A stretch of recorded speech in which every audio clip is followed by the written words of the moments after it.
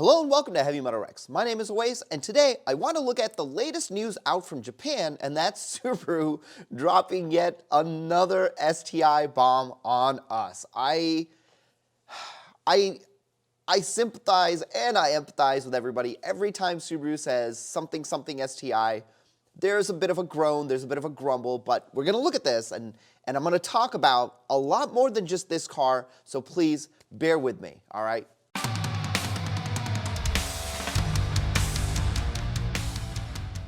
I just want to let you guys know, I actually do have a website, heavymetalrex.com, where you guys can check out a lot of really cool merch. I have memberships turned on the YouTube channel, so if you're looking for a way to support this channel, this is the way to do it. All right, so what happened? Recently, I believe it was somewhere around January 12th or the 14th. Yeah, so it looks like January 12th, they had a big show in Japan to showcase a lot of different Subarus, but the one that really catches everybody's eye and caught everybody's eye, and it will pretty much every time, is any vehicle that is branded STI. The reason why that is because, as some of you may know, and if you don't know, the STI variant of the WRX is no longer in existence in the 2022 model. Of course, you can buy an older one. There is no 2022 or VB STI currently that we know of. What we do get instead is different versions of the WRX with STI tuning packages from the actual STI branch of Subaru. Unfortunately, I believe all of the variants have not made it outside of Japan, and maybe for some good reason. So what I want to look at is this latest one where they've got it. It's called the WRX S4 STi Sport Sharp. That's a lot. That is a lot of things to say, and it causes another uproar because there was already an S4 STI when the WRX first came out, and it wasn't quite what anybody expected, myself included. That's what I want to say. I am included in this. I agree with a lot of you guys that what is an STI and why is it that we're getting these vehicles. So first I want to take a look at what exactly this is. So I know a couple of things. Obviously it has this very fancy, nice new color gray. I don't know what color it is they call it. It does come with Recaros. It has some suspension changes. It has brand new 19-inch wheels, brand new tires that I actually didn't know that this came out. It actually has Michelin Pilot Sport 5. I didn't know that these tires were even available. There's still a couple of really interesting things in here. It does have like ultra suede Recaro stuff on the inside, which is very, very nice. The seats, we'll look at pictures later on. The seats look really, really good. It's got like a front grille, a couple of other things that are colored crystal black silica, which I think is a really nice color, and it complements that gray very, very well. Interior, you've got like a stitched shift boot, Recaro front seats with the suede and the STI logo, which again, when you look at these pictures, I'm a little jealous about that. A couple of other nice, fancier accessories on the inside for ultra suede. It has, none of the stuff actually matters. I'm just going to say it right now, those cosmetic features, I don't care about. I go straight to the part that they did change, which again, no power changes. It is all suspension and handling changes, which realistically, having driven the stock car around a track and around autocross, and then having driven it around a track and autocross with actual suspension upgrades, in this case coilovers and better tires, this car out of the box drives incredibly well. It doesn't really need, I think, more suspension upgrades to make it handle better. I mean, can it use it and can it be better? Yeah, but out of the box, it is still a very, very good driving car. But what they did was they added 19-inch wheels, high-performance Michelin Pilot Sport 5 tires, great. STI performance wheel, which is, it's just a bunch of words for fancy new BBS wheels, which are forged, so that is a nice feature. So that's going to be, I'd be looking forward to finding those wheels off crashed 2023, 2024 S4 STI Sport Sharp cars because they look very nice. They have a tower bar, which is nice, but we can get one aftermarket. Draw stiffeners for the front and the back, which you can right now buy for your 22 or 23 and get them imported from Japan. So like, is it really, like what exactly is this? They add a performance fluid cooler for the SPT, the automatic transmission. and this vibration dampening material in the spare tire trunk area, which again you could do. No power changes. Now the version with the automatic in Japan does make the same, I think it makes like a little bit more horsepower. No, I think it makes 271 horsepower. It's the torque that's up at 277 pound-foot torque. So the torque is up, but I noticed that that was the same thing in the Ascent and the Outback XT. The automatic versions of those FA24 cars do make just a little bit more torque than the manual.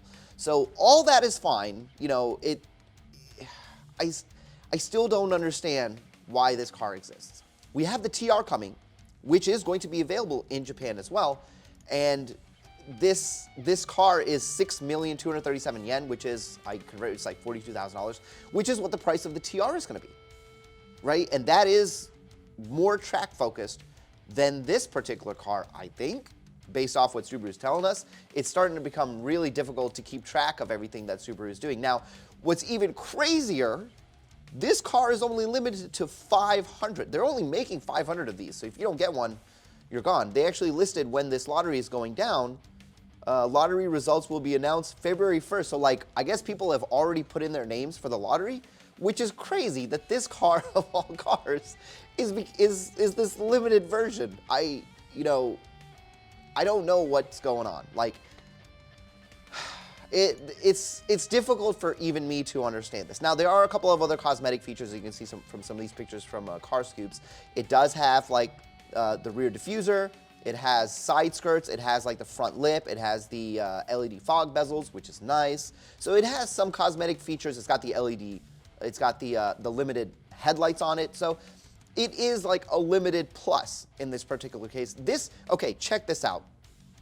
They listed this as a feature that the wheels are stamped with front and rear. I don't understand why that matters. If you know, let me know. I don't get why that is a thing. Yeah, like the back is also stamped rear. As you can see here, it's got the rear diffuser, the S4 badges, the STI badges. It's the same trunk lid spoiler that comes from on a Premium Unlimited, so that's not really anything special. This rear diffuser, I've never been a fan of this diffuser. I don't know why they went with that, but I guess that's just what they have. I can't tell if this is the STI exhaust. Those mufflers do look pretty thick, so it's possible that just may be the the regular mufflers. So this is where it's interesting. So here's the Recaros that are coming in this car, but check this version out over here. Oh, here's like the brace on the tower, which is, it's fine, whatever. Where is the seats? I want to show you the seats on the inside with the STI logo.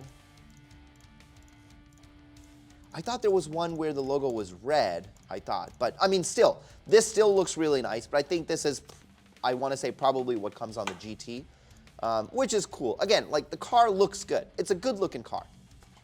But this prompts a lot of conversation as to what is a STI. You know, we have this conversation a lot. And this actually came up to me.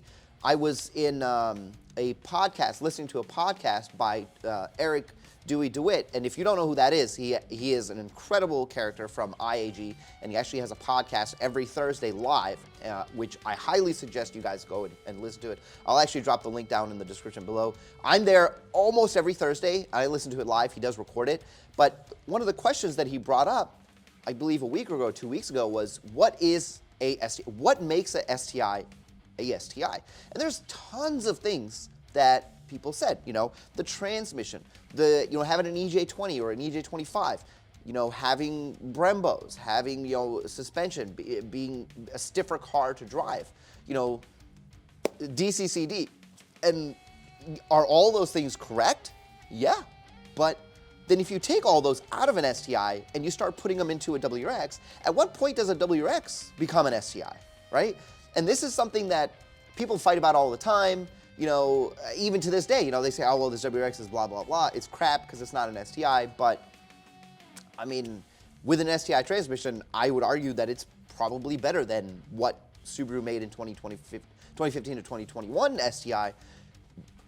But until somebody from Subaru actually comes and says it, people are just going to argue. So what I wanted to do was take a look at STI's website. And this is probably just going to be more fuel for the fire. But, you know, we have to have these conversations. So STI's own website, they're a division of Subaru that likes to build performance-oriented vehicles. More specifically, they like cars that are fun to drive. That doesn't necessarily mean making more power or having a specific transmission or having a specific tire or suspension. Apparently to them, that's not what's relevant. It's the sum of the parts is what makes an STI, and I say an STI, a STI in their vision. And from their own website, their goal is to deliver the world's most enjoyable driving experience. This is the mission of STI, Subaru's own sports brand. You know, our pursuit and the development of the world's most enjoyable automobile harmonized with the 5 senses. That makes sense, right? It's the sum of the parts. You know, we pursue cars that smoothly respond to a driver's commands as though it were an extension of the body, whether on a circuit or on the road, by accurately fulfilling a driver's expectations regardless of the situation, and by providing the feeling of elation with amazing control. The car enhances the skill of driving and is comfortable for its passengers as well. That's interesting.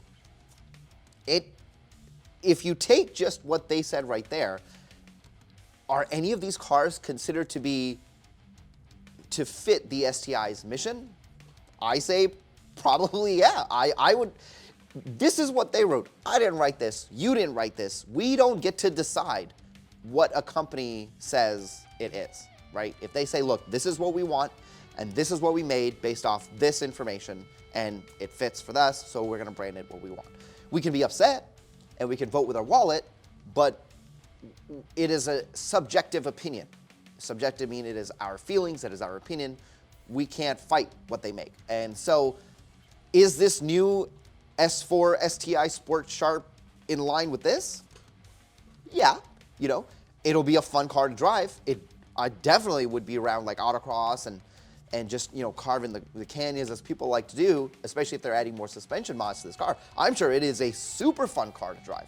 And although I have still yet to drive a WRX with an SPT, I'm sure this is still a really good, I'm sure that the suspension, or I'm sorry, the transmission, it feels like a good transmission, you know, especially when I raced against one. It was surprisingly quick. It wasn't dog slow like the old CVT, so there might be some truth to that. Now, adding all of the suspension bits, that would most definitely create a feeling of elation when it comes to the control of this vehicle, because like I've already said, the stock WRX already is an exceptional vehicle straight from the factory. Yeah, a couple of modifications make it better, but it's still a good car. Now, that aside, they actually have a section that shows all of their different cars that they've made, or STI branded, and this is not the WRX STI as we know it from 2015. This is STI specific cars that they've taken and put on their own spin over the course of the last few years.